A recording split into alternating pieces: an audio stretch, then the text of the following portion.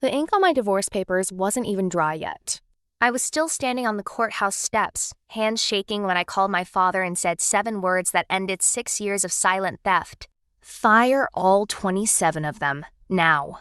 By the end of that day, an entire family that had spent 6 years secretly bleeding my father's company dry, nearly $4 million, one invoice at a time, was gone. And they never saw it coming because I never let them see me coming. If you've ever smiled through a family dinner while quietly building the case that would end someone, this story is for you. This is what patient, cold, methodical justice looks like. And trust me, it is worth the wait. Hit subscribe, tap that like button, and let's get into it. My name is Elena Marsh. I'm 35 years old, and the moment my divorce was finalized, I was standing on the courthouse steps holding a manila envelope with the judge's signature still barely dry, my hands shaking so badly I nearly dropped my phone twice trying to call my father. That call took 4 minutes. It ended 6 years of my life. To understand why that phone call mattered, you have to understand what my father built. Walter Marsh started Marsh Steel Fabrication in 1987 out of a single rented warehouse. By the time I turned 30, it was one of the largest structural steel suppliers in the region, and he handed me 25% ownership with one instruction: grow into it, protect it. I meant to. I had no idea how hard I'd have to fight to do exactly that. I married Nathaniel Kessler 8 years ago, and from the very first family dinner, his mother, Margot Kessler, looked at my father's company the way some people look at an inheritance they haven't been given yet. She never said it outright. She was too careful for that. Instead, she'd say things like, family should look out for family. Nathaniel's cousins are so talented, it would be a shame not to use them. One by one, over years, Kessler relatives and Margot's hand-picked associates filled positions across payroll, logistics, procurement, even our internal audit department. My father trusted me completely. He trusted that marriage meant our two families were now one. He approved every hire I recommended and never once asked why so many of them shared my husband's last name. It took me 6 years to understand exactly what I was looking at. It started small enough to dismiss: a missing shipment invoice, a vendor contract that quietly changed hands to a company registered under Margot's maiden name. Then it got bolder: steel orders that should have needed 3 layers of approval sailing through on a single signature from Nathaniel's cousin Dorian, who ran procurement. A logistics manager named Colton, another Kessler relation, rerouting shipments to a secondary warehouse that, on paper, didn't officially exist. I brought it up once, gently, over dinner. Nathaniel laughed it off, told me I was paranoid, that I saw conspiracies where there was only family helping family. When I raised it again months later, he went cold, distant, told me I sounded ungrateful for everything his mother had done to help our business thrive. That's the moment that should make you angry on my behalf. Not the theft itself, but being told to be grateful for it. I didn't argue with him a third time. I got quiet instead. And quiet in my family is far more dangerous than loud. I hired a forensic accountant privately, paid her in cash, met her twice a week in a coffee shop 40 minutes from home, far enough that no one would ever recognize us sitting together. It took her 11 months to fully untangle what she found. 27 employees, all connected by blood or marriage to Margot Kessler, embedded across every critical department of my father's company. Combined, they had siphoned off nearly $4 million over 6 years through inflated invoices, phantom consulting fees, and a shell logistics company that billed us for warehouse space that, in reality, was an empty lot behind a strip mall Margot owned. $4 million. 6 years. 27 people.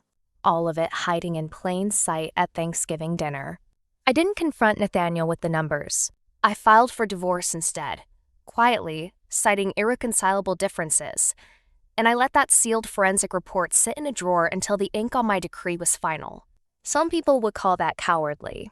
I call it patient, because the moment I was free, legally, completely free of any obligation that made the Kessler family feel entitled to protection, I could act without a single ounce of guilt holding me back.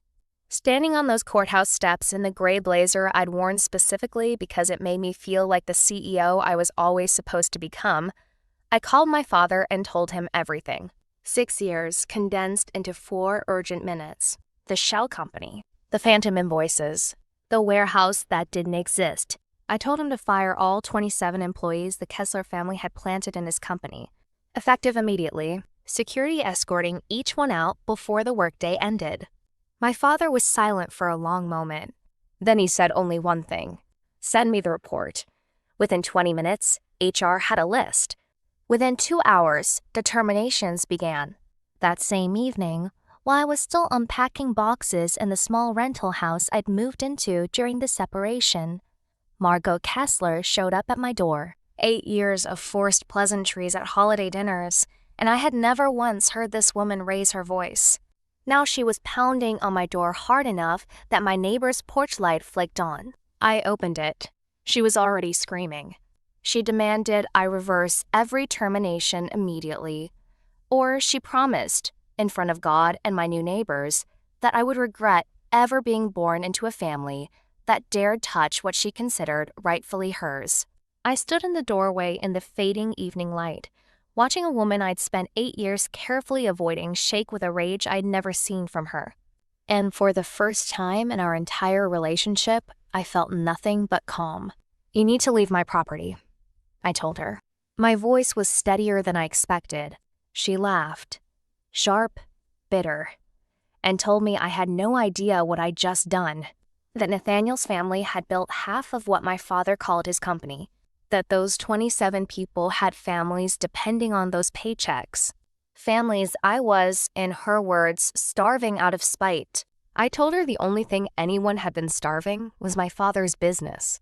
Slowly, deliberately, for 6 years. And that the forensic report sitting in my lawyer's office proved every dollar of it. Her face changed, just slightly, a flicker under the fury. She understood in that instant that I wasn't bluffing. Then she tried something else. Her tone softened, the way it always did when yelling failed. Nathaniel still loved me, she said. This could all be undone if I reconsidered the divorce, reinstated the employees, let bygones be bygones for the sake of the family. I almost admired the audacity of it. Threats to false tenderness in under 30 seconds. I told her there was no version of reconsideration available. The divorce was final. The terminations were final. And if she, or Dorian, or Colton, or any of the other 25 wanted to contest their termination, they were welcome to do it in court, where the forensic accounting report would become a matter of public record. That's when she stopped negotiating and started threatening lawsuits instead, promising she had connections, promising this wasn't over. I simply closed the door. The lawsuit Margot promised never materialized. Once her own lawyer reviewed the forensic report we'd share through discovery, he quietly advised her that pursuing litigation would only invite a criminal fraud referral. The threats stopped as suddenly as they'd started. Dorian and Colton left the state within 2 months.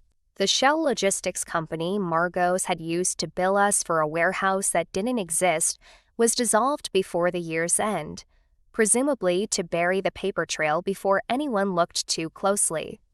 My father never pressed criminal charges, not because the evidence wasn't there. It was overwhelming, but because, as he told me plainly, watching them lose everything they'd built on stolen ground was punishment enough. Pursuing more would only drag our family name through years of ugly headlines. I understood that, even if part of me wanted more. The weeks after weren't easy. Untangling 6 years of embedded corruption meant rebuilding entire departments almost from scratch. My father brought in a sharp-eyed operations manager, Warren Holt, to oversee procurement while we vetted new hires properly. Within a month, shipment delays that had plagued us for years simply vanished. Vendor costs that had been mysteriously inflated dropped by nearly 18% almost overnight. My father called me every evening that first month, sometimes just to read me the updated numbers. His voice a little lighter each time, like a man slowly realizing a weight he'd carried so long he'd forgotten it was there. Nathaniel called exactly once. 3 weeks after the confrontation with his mother. His voice was quiet in a way I hadn't heard in years. He didn't defend Margot. He didn't defend a single name on that list. He just asked how I was doing.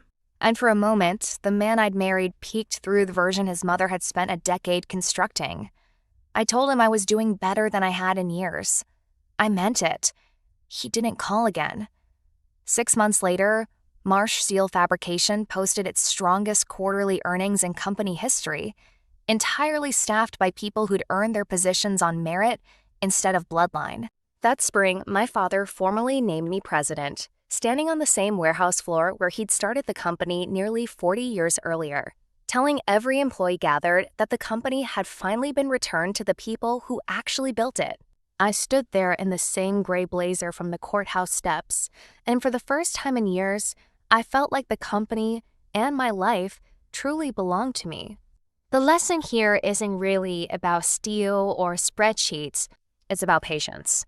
Sometimes the most powerful thing you can do isn't to react in the moment you're wronged, is to gather your proof quietly, wait for the day you owe no one anything, and act completely, all at once. If this story hit you right in the chest, smash that like button and tell me in the comments, have you ever had to play the long game to get real justice? Subscribe for more stories where patience turns into the sweetest kind of payback. See you in the next one.